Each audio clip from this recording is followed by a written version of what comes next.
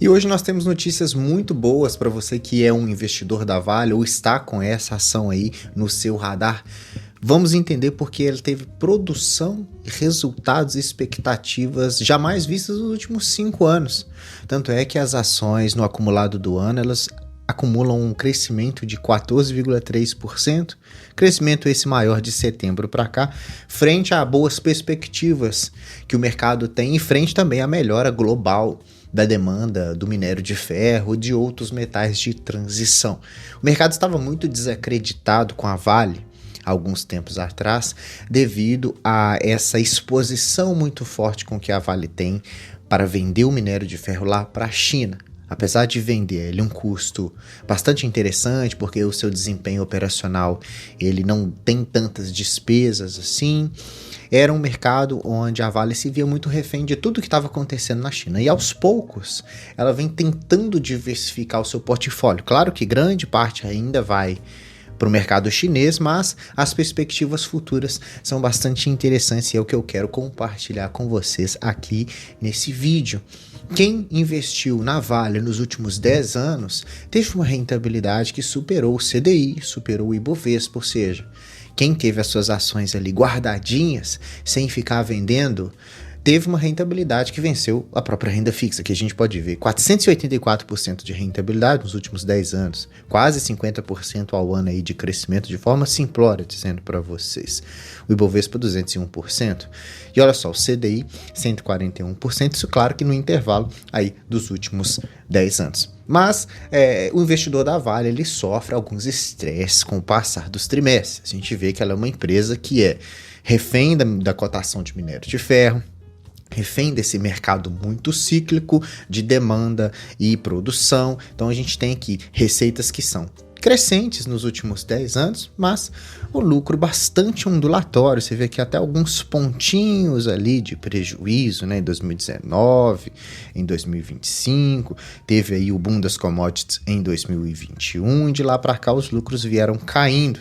E a Vale ela vai ser muito refém do preço da cotação, que é uma commodity, né? O minério de ferro ele é uma commodity. Então, se o minério de ferro está caro, a Vale vai lucrar muito mais. Se está mais barato, vai lucrar menos. Isso depende da oferta e da demanda. E aqui é claro nesse gráfico em vermelho que você pode ver que a cotação do minério de ferro, no mesmo período em que veio caindo a cotação, o lucro veio caindo também normalmente, e assim acontece também com os dividendos. Mas mesmo nessa volatilidade toda que é ser um acionista da Vale hoje, quando a gente compara com outras empresas quase do mesmo setor, né? Se a gente olha aqui nesse gráfico do scanner da bolsa, em que inclusive tem link na descrição para você também testar suas ações aí, tá? A gente tem aqui a Vale, a Ferbasa, a Gerdau, a CSN Mineração e temos a Uzi Minas também. E hoje quem aponta uma maior entrega, mas custando um pouquinho mais barato, seria a própria Vale em si, o PL de 10 ali marcando no meio. Então tem um pouquinho mais para a esquerda Vale, e a Ferbasa também está entregando ali produtos de maior valor agregado, mas Ferbasa é um outro critério, um outro patamar de empresa que é só para a gente ter essa comparação, que Vale hoje, teoricamente, a esses preços ainda estaria um pouquinho mais barato. Se a gente olha então preço teto, devido aos dividendos recebidos, que é o de Décio Bazin, muita gente não gosta de olhar esse parâmetro.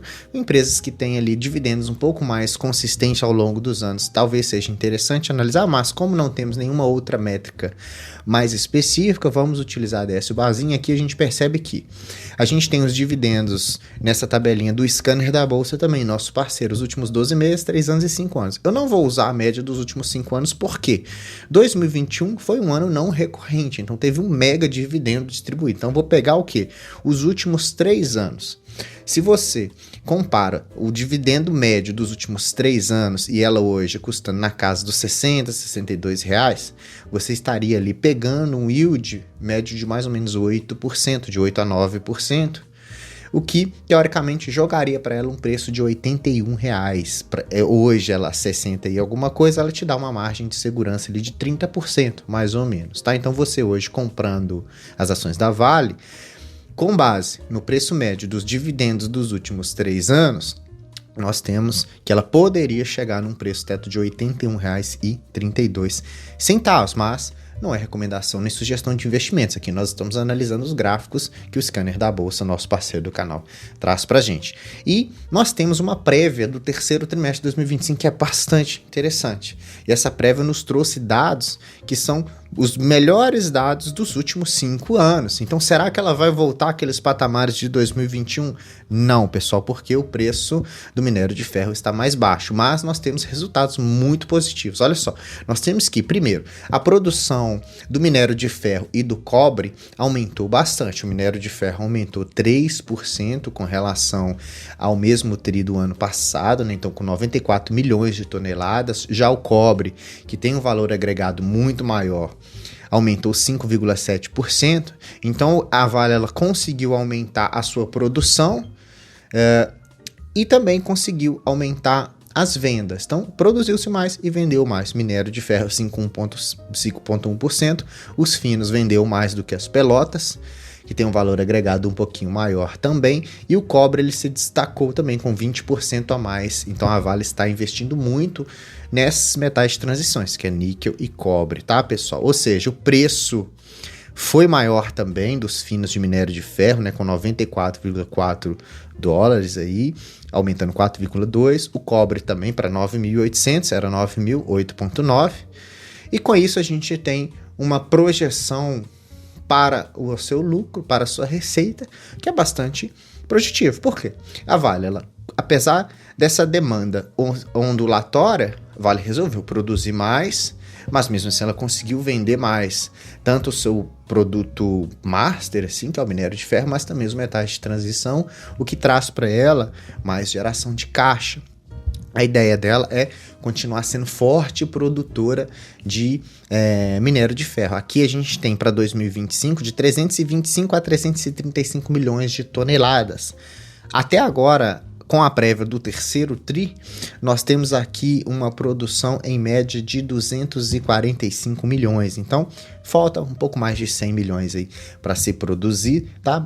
Ela, por trimestre, fica na casa dos 90 a 100 milhões, então pode ser que ela atinja esse guidance aí. Para 2030, nós temos uma pujança maior, 360 em média milhões de toneladas de minério de ferro. Não só nisso, níquel, que é um metal de transição também de altíssimo valor agregado, para 2025 entregando 160 a 175 mil toneladas. Depois ali, ramp-up da VBME, o Onça Puma, o Puma do Forno 2, para 2026 175 a 210 e para 2030 210 a 250 mil toneladas, o que pode trazer também um desbloqueio na geração de caixa, tá? O ponto forte está sendo no momento do metal de transição o cobre em si, né? Também que visa um aumento bem interessante ali para 2030 de 420 a 500 mil toneladas, bastante cobre sendo produzido ali, e o que vai impactar mais seria o startup ali de Bacaba previsto para 2028, né? Mas a gente tem aqui Salobro, Sossego, Canadá, o startup alemão, todos influenciando a maior produção de cobre da Vale. Aliado a isso, nós temos o quê? Nós temos a redução do seu custo caixa, que é o custo ali com que ela tem de extração, né? O custo caixa C1 da Vale para 2030 deve ficar entre 18 e 19 dólares e 50 cents por tonelada. E o que isso quer dizer, pessoal? Quer dizer que, eu não sei se vocês estão reparando, a Vale está aumentando a sua produção de minério de ferro, aumentando a produção de cobre, aumentando a produção de níquel e está conseguindo vender mais. Por mais que o preço esteja estável agora nos últimos anos, ela produzindo mais, vendendo mais e reduzindo o seu custo caixa, a gente consegue ali, obviamente, um aumento na sua lucratividade. A gente vê que ainda o minério de ferro é quase 80% da Vale, né? Mas cobre, níquel e outros metais de transição tendem a ir aumentando bastante.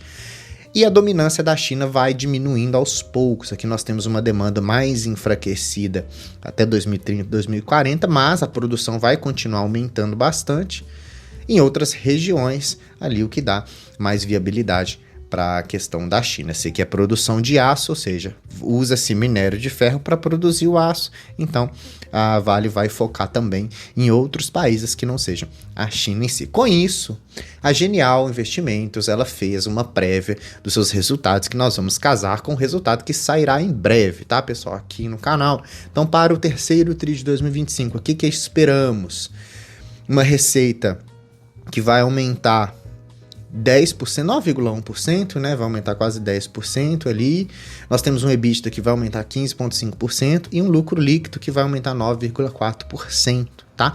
Então nós temos essa prévia aqui bem interessante, que é o que vai trazer esse ponto de maior lucratividade. Espera-se o quê? Mais dividendos, tá? A título de curiosidade, alguns meses atrás eu vim acumulando mais ações da Vale a baixos preços. Comprei a R$55, R$52, na época que o mercado estava mais desacreditado.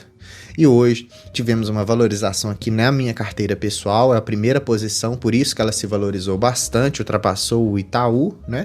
Então eu tenho aqui 12,8% de valorização, porque eu tenho um preço médio de 55, hoje ela está custando R$62, e com isso eu consegui um yield on cost de 7,2, ao contrário do seu dividendo com base no preço atual, que é 7,5. Então, aos pouquinhos, você for investindo nas empresas sem ficar com essa ansiedade de um resultado ruim você vender, talvez você consiga ali alguma lucratividade. Não é recomendação de investimentos. Ao longo dos vários anos que eu venho investindo na Vale, ali comecei em 2021 a aportar na Vale, os dividendos também vieram crescendo, porque eu também vim aumentando as minhas posições aos poucos. É uma posição ainda pequena, mas eu venho sem pressa nenhuma a investir aqui. Então veja os dividendos bem interessante.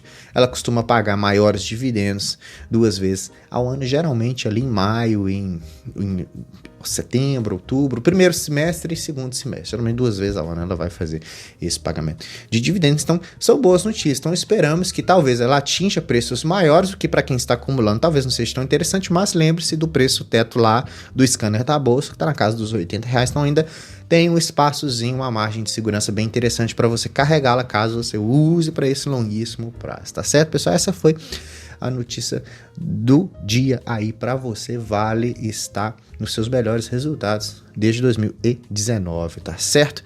Deixa um like para mim, se inscreva no canal se você não é inscrito, ativando o sininho, vídeo todo dia, cada dia um tema diferente. Comenta para mim se você tem Vale na sua carteira de investimento ou se você está pensando em comprar, que eu vou adorar saber e ler o seu comentário, tá certo? Hoje você assistiu mais um dia ao canal do Investidor Classe Média. Eu sou o Gustavo, te vejo no próximo vídeo. Até mais.